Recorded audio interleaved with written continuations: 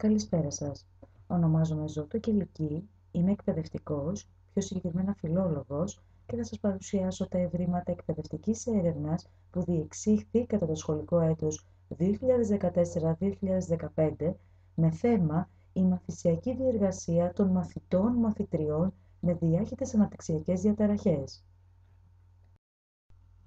Βασικό σκοπό της παρούσας εκπαιδευτικής έρευνας αποτελεί η ανάδυση της σημασίας των αναλυτικών προγραμμάτων σπουδών της ειδικής αγωγής και εκπαίδευσης του ελληνικού δημόσιου εκπαιδευτικού συστήματος, σύμφωνα με τη διδακτική εμπειρία εκπαιδευτικών που εργάζονται και υπηρετούν σε σχολικές μονάδες του νομού Ιωαννίνων, εστιάζοντας κυρίως στις υιοθετούμενες εκπαιδευτικές μεθόδους, τεχνικές και μέσα που χρησιμοποιήθηκαν κατά τη διδακτική διεργασία. Εκκινώντας, οφείλουμε να ορίσουμε την έννοια της ειδικής αγωγής και εκπαίδευσης.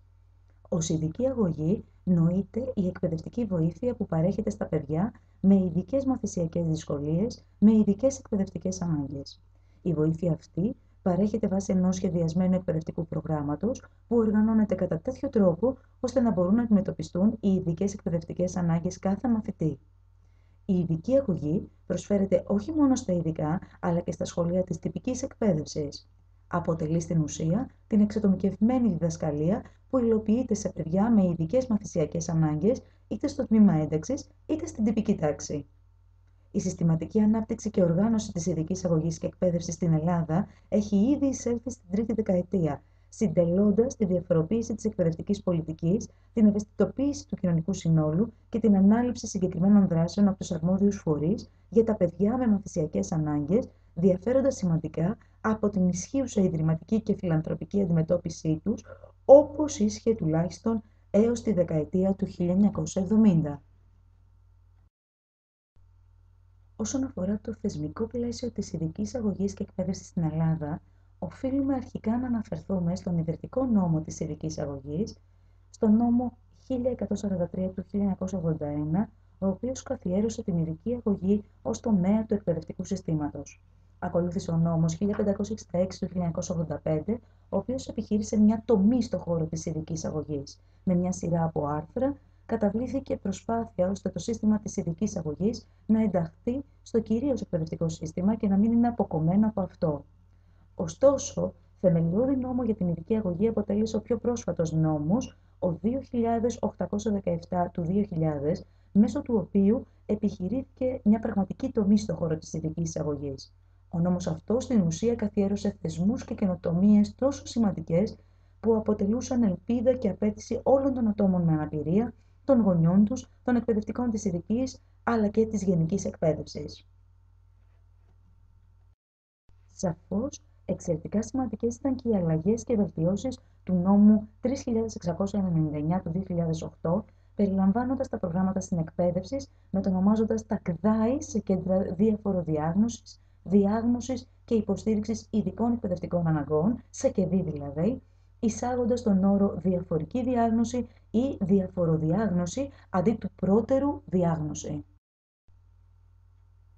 Στο ελληνικό εκπαιδευτικό σύστημα, ο χώρος της ειδικής εκπαίδευσης πέρασε από πολλές ανακατατάξεις. Ωστόσο, σήμερα η εκπαίδευση των παιδιών με ειδικές εκπαιδευτικές ανάγκες δεν παρέχεται μόνο στις σχολικές μονάδες ειδικής αγωγής και εκπαίδευσης, περιλαμβάνοντας τα νηπιαγωγεία, τα δημοτικά σχολεία, τα γυμνάσια και τα λύκεια ειδικής αγωγής και εκπαίδευσης, τα ειδικά επαγγελματικά γυμνάσια και λύκεια, την ειδική επαγγελματική σχολή και τα εργαστήρια ειδικής επαγγελματικής εκπαίδευσης και κατάρτισης για την πρωτοβάθμια, τη δευτεροβάθμια και τη δευτεροβάθμια επαγγελματική εκπαίδευση αντίστοιχα. Συνάμα, λειτουργούν τμήματα ένταξης στα πλαίσια του προγράμματος σπουδών των σχολείων της γενικής εκπαίδευσης και ο θεσμός της παράλληλης στήριξης. Μάλιστα, οι δύο αυτές μορφές συνεκπαίδευσης και ένταξης των μαθητών με ειδικές μαθησιακές δυσκολίες υπηρετούν τη σύγχρονη τάση της παιδαγωγικής, η οποία στηρίζεται στις αρχές της ένταξης και της συνεκπαίδευσης των παιδιών με ή χωρίς ειδικές ανάγκες, καθώς και στη δημιουργία ενός σχολείου για όλους, όπου θα εκπαιδεύονται όλα τα παιδιά και δεν θα διακρίνονται μεταξύ τους εξαιτίας της νοητικής, γλωσσικής, σωματικής ή συναισθηματικής τους ιδιαιτερότητας. Στη βιβλιογραφία Υπάρχουν ποικίλοι ορισμοί σχετικοί με τον όρο πρόγραμμα σπουδών, εκπαιδευτικό πρόγραμμα, πρόγραμμα διδασκαλίας ή αναλυτικό πρόγραμμα σπουδών, οι οποίοι χρησιμοποιούνται για να περιγράψουν ένα διάγραμμα ή έναν κατάλογο από επιδιώξεις και σκοπούς που αφορούν την οργάνωση και τον τρόπο διδασκαλίας της διδακτέας ύλης, ανεκπαιδευτική βαθμίδα, σχολικό οργανισμό, τάξη και γνωστικό αντικείμενο. Στην ουσία, τα αναλυτικά προγράμματα σπουδών προβάλλουν τις κατευθυντήριες γραμμές και προσδιορίζουν έμεσα ή άμεσα τόσο το περιεχόμενο της μαθησιακής διεργασίας, περικλείοντας τις διδακτικές μεθόδους και τεχνικές, όσο και τις ανατροφοδοτικές διαδικασίες, την αξιολόγηση δηλαδή του αποτελέσματος της διεργασίας αυτής. Πέρα όμως από τα κύρια χαρακτηριστικά των αναλυτικών προγραμμάτων σπουδών, οφείλουμε να αναφερθούμε και στα είδη τους, που ποικίλουν ανάλογα με τα περιθώρια πρωτοβουλίας των εκπαιδευτικών και τις δυνατότητες προσαρμογής τους σε επιμέρους συνθήκες, αλλά και τη στοχοθεσία τους.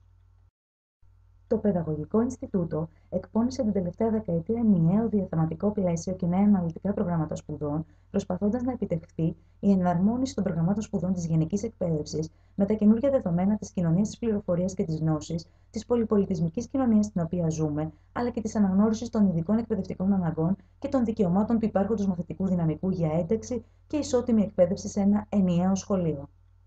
Τη σύνταξη δε και το συντονισμό των αναλυτικών προγραμμάτων για κάθε ξεχωριστή κατηγορία μαθητών που αντιμετωπίζουν ειδικές εκπαιδευτικές δυσκολίες ανέλαβαν εξειδικευμένοι επιστήμονες του χώρου της ειδικής αγωγής και εκπαίδευσης.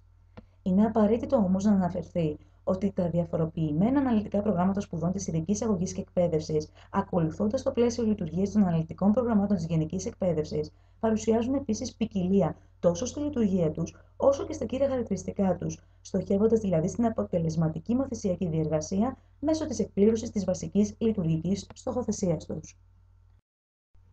Στην εν λόγω έρευνα θα εστιάσουμε στους μαθητές με διάχυτες αναπτυξιακές διαταραχές και κυρίως με αυτισμό. Αν και ο όρος διάχυτες αναπτυξιακές διαταραχές χρησιμοποιείται συνώνυμα με τον όρο διαταραχή του φάσματος του αυτισμού, στην πραγματικότητα είναι ευρύτερος και περιλαμβάνει και άλλες διαταραχές εκτός από τον αυτισμό. Σύμφωνα μάλιστα με το ταξινομητικό εγχειρίδιο της Διεθνούς Στατιστικής Ταξινόμησης Νοσημάτων και Συναφών Προβλημάτων Υγείας, του ICD-10, της Παγκόσμιας Οργάνωσης Υγείας, το οποίο αποτελεί μια κωδικοποίηση των νοσημάτων και συνάμα των διάχυτων αναπτυξιακών διαταραχών, οφείλουμε να αναφερθούμε ότι σε αυτές περιλαμβάνονται ο αυτισμός της παιδικής ηλικίας ή αλλιώς η αυτιστική διαταραχή, ο βρεφικός αυτισμός, η βρεφική ψύχωση και το σύνδρομο Κάνερ. Ο άτυπος αυτισμός, που αποτελεί μια άτυπη ψύχωση της παιδικής ηλικίας και συνδέεται στενά με την νοητική καθυστέρηση, στην οποία ενυπάρχουν αυτιστικά χαρακτηριστικά. Το σύνδρομο Rett, η παιδική αποδιοργανωτική διαταραχή ή βρεφική άνοια ή αποδιοργανωτική αποαπαρτιωτική ψύχωση ή σύνδρομο Heller. Το σύνδρομο Asperger ή αυτιστική ψυχοπαθητική διαταραχή ή σχιζοειδής διαταραχή της παιδικής ηλικίας. Η διαταραχή υπερδραστηριότητας σχετιζόμενη με την νοητική καθυστέρηση και στερεότυπες κινήσεις. Άλλες διάχυτες αναπτυξιακές διαταραχές μη καθοριζόμενες. Ο αυτισμός, ως μια σύνθετη νευροβιολογική διαταραχή που δεν έχει ακόμα πλήρως ανιχνευτεί, ερμηνεύει την ανομοιογένεια των ψυχολογικών και γνωστικών χαρακτηριστικών των ατόμων με αυτισμό. Η πολλαπλότητα και η ιδιαιτερότητα των γνωρισμάτων και συμπεριφορών των μαθητών με αυτισμό υπογραμμίζει την ανάγκη προσαρμογών των αναλυτικών προγραμμάτων σπουδών της γενικής αγωγής, ώστε και τα παιδιά με αυτισμό να έχουν πρόσβαση στα εν λόγω αναλυτικά προγράμματα σπουδών. Για την επιτεύξη αυτού του στόχου, είναι αναγκαίο να γίνουν κατανοητές οι ιδιαιτερότητες των μαθητών με αυτισμό και να προσδιοριστούν με σαφήνεια τόσο οι στόχοι όσο και οι διδακτικές μέθοδοι που ανταποκρίνονται καλύτερα στις εκπαιδευτικές τους ανάγκες. Τα αναλυτικά προγράμματα σπουδών των παιδιών με αυτισμό παρουσιάζουν δύο άξονες, οι οποίοι στηρίζονται στο δικαίωμά τους στην πρόσβαση σε ένα ευρύ και ισορροπημένο πρόγραμμα σπουδών που δεν θα περιορίζεται μόνο σε προσαρμογές των γνωστικών αντικειμένων, αλλά θα επεκτείνονται και στη διδασκαλία δεξιοτήτων που αφορούν την ιδιαίτερη αυτή κατηγορία των μαθητών. Τέλος, τα αναλυτικά προγράμματα σπουδών για τους μαθητές με αυτισμό είναι σκόπιμο να ανταποκρίνονται στις ιδιαίτερες και ποικίλες γνωστικές τους ανάγκες, να αξιοποιούν στο μέγιστο δυνατό βαθμό τις ικανότητες και τα προσωπικά τους ενδιαφέροντα και να επικεντρώνονται στη διαμόρφωση σκεπτόμενων μαθητών που θα είναι σε θέση να επιλύουν προβλήματα και όχι μόνο στην απόκτηση αποσπασματικών γνώσεων ή λειτουργικών δεξιοτήτων. Η προσέγγιση που χρησιμοποιήθηκε στην εν λόγω ερευνητική προσπάθεια είναι η ποιοτική.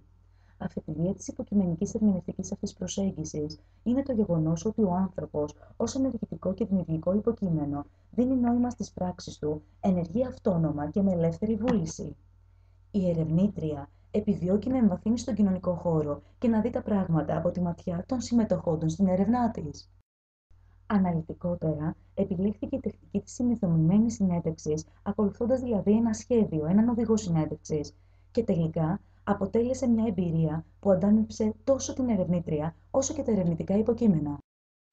Τα ερευνητικά υποκείμενα αποτέλεσαν 10 εκπαιδευτικοί, 3 άνδρες και 7 γυναίκες που διδάσκουν σε σχολικές μονάδες τυπικής εκπαίδευσης της Διεύθυνσης Δευτεροβάθμιας Εκπαίδευσης του Νομού Ιωαννίνων, οι οποίοι επιπρόσθετα έχουν ειδίκευση στην ειδική αγωγή.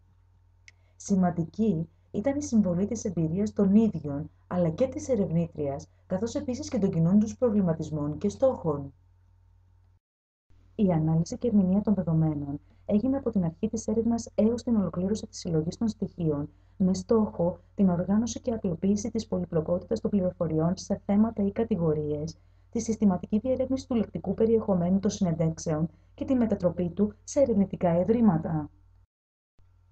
Κοινό στοιχείο των ερευνητικών δεδομένων αποτελεί ότι στην Ελλάδα, παρά το γεγονός πως η ειδική αγωγή λειτουργεί οργανωμένα περίπου 33 χρόνια, δεν έχουν αναπτυχθεί μέχρι σήμερα κατάλληλα αναλυτικά προγράμματα σπουδών που να ανταποκρίνονται στο σύνολο των ειδικών αναγκών των μαθητών με διάχυτες αναπτυξιακές διαταραχές. Αυτό έχει ως αποτέλεσμα την έντονη διαφοροποίηση του περιεχομένου, αλλά και τη στοχοθεσία της διδασκαλίας στις διάφορες μονάδες ειδικής αγωγής ή την ανεπιτυχή προσπάθεια εφαρμογής των αναλυτικών προγραμμάτων σπουδών της γενικής εκπαίδευσης.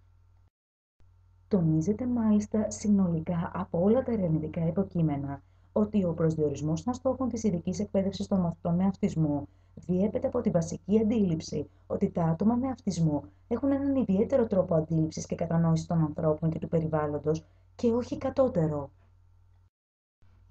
Επίσης, αναδεικνύεται από τους συμμετέχοντες ο αυστηρός προσδιορισμός της διδακτέας ύλης και του διδακτικού σχεδιασμού τους, ακολουθώντας τις κατευθυντήριες οδηγίες των αναλυτικών προγραμμάτων σπουδών και η διαρκή τους προσπάθεια σε κάθε θεματική ενότητα, από την αρχή της διδασκαλίας, να είναι ξεκάθαρος ο προσδιορισμός της δομής και ο προγραμματισμός, οι στόχοι, η διάρκεια και η λήξη της εκπαιδευτικής διαδικασίας προς τους μαθητές, αναγνωρίζοντας την καθοριστική συμβολή τους στην ισορροπία της μάθησης του εν λόγω μαθητικού δυναμικού. Ωστόσο, διαρκής ήταν και η ανανέωση του εκπαιδευτικού υλικού, η οποία επιτυγχάνονταν μέσω της ανίχνευσης νέων δυνατοτήτων των μαθητών, της επικοινωνίας και ανταλλαγής απόψεων, ιδεών, προβληματισμών, εμπειριών και βιωμάτων με τους υπόλοιπους συναδέλφους, αλλά και τους γονείς των παιδιών, και προσαρμοζόταν ποσοτικά και ποιοτικά στις ικανότητες και τις ανάγκες των συγκεκριμένων μαθητών.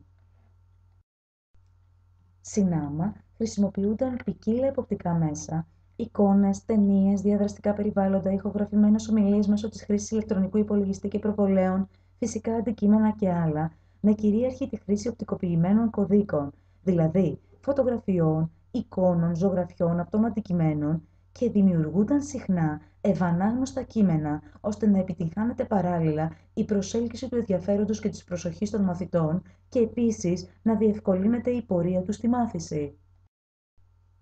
Επιπρόσθετα, ποίκυλαν και ανανεώνονταν και οι θεματικοί άξονες των μαθημάτων, ανάλογα όχι μόνο των ικανοτήτων και των αναγκών του μαθητικού δυναμικού, αλλά και των αξώνων των υπολείπων γνωστικών αντικειμένων, με αποτέλεσμα να συνδέονται όλα τα μαθήματα και να επιτυχάνεται στο μέγιστο δυνατό βαθμό η διαθεματική προσέγγιση του κάθε θεματικού πεδίου. Στους περισσότερους μάλιστα μαθητές παρέχονταν και εξατομικευμένη διδασκαλία, προκειμένου να ενισχυθούν μαθησιακά εκεί που αντιμετώπιζαν μεγαλύτερες δυσκολίες, συνδυάζοντας την όμως στενά με την ομαδική εκπαίδευση.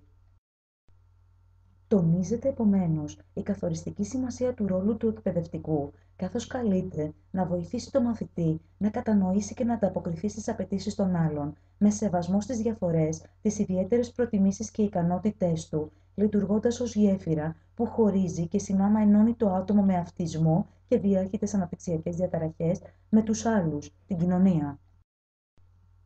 Τα αποτελέσματα λοιπόν της ολιστικής παιδαγωγικής προσέγγισης που κατά τις δηλώσεις τους υιοθετούν τα ερευνητικά υποκείμενα, σε συνδυασμό με την ενεργή συμμετοχή των μαθητών κρίθηκαν πολύ θετικά και ήταν εξαιρετικά ενθαρρυντικά για μελλοντικές παρόμοιες προσπάθειες εκπαιδευτικών σχεδιασμών. Όλοι μάλιστα καταλήγουν στο συμπέρασμα ότι η ενεργή συμμετοχή, η αλληλεπίδραση, η χρήση ποικίλων μεθόδων και τεχνικών διδασκαλίας και γενικότερα η διαθεματική προσέγγιση ορισμένων θεματικών ενωτήτων αποτελούν τους καταλληλότερους τρόπους μάθησης, εμπέδωσης της γνώσης και συνάμα ενίσχυσης των δεξιοτήτων όχι μόνο των μαθητών, αλλά και των εκπαιδευτικών που επιλέγουν να λειτουργούν ως οδηγοί, ως εμψυχωτές και ως διαμορφωτές της εκπαιδευτικής διαδικασίας. Καταλήγοντας, η εμπειρία μας, γενόμενη πράξη, κατέδειξε ότι όσο το εκπαιδευτικό περιβάλλον λειτουργεί υποστηρικτικά προς όλους τους συντελεστές και μετόχους του, τόσο αυξάνονται σταδιακά οι ευκαιρίες συνύπαρξης, αλληλεπίδρασης και αποτελεσματικής μάθησης μέσα από τα κοινά μας ενδιαφέροντα, τον προσωπικό μας ρυθμό και εν γέννη τον δικό μας μοναδικό τρόπο. Έτσι, επιτυγχάνεται η υπερνίκηση των μαθησιακών εμποδίων και φραγμών των μαθητών μας με σεβασμό στις δυνατότητες και δεξιότητές τους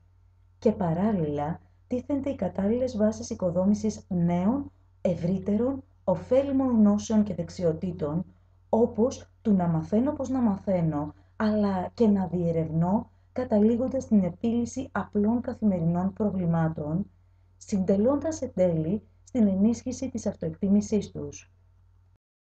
Σας ευχαριστώ θερμά για την προσοχή σας και εύχομαι κάθε επιτυχία στις εργασίες του 4ου Πανελληνίου Συνεδρίου για τον παιδαγωγό του σήμερα, του νέου παιδαγωγού.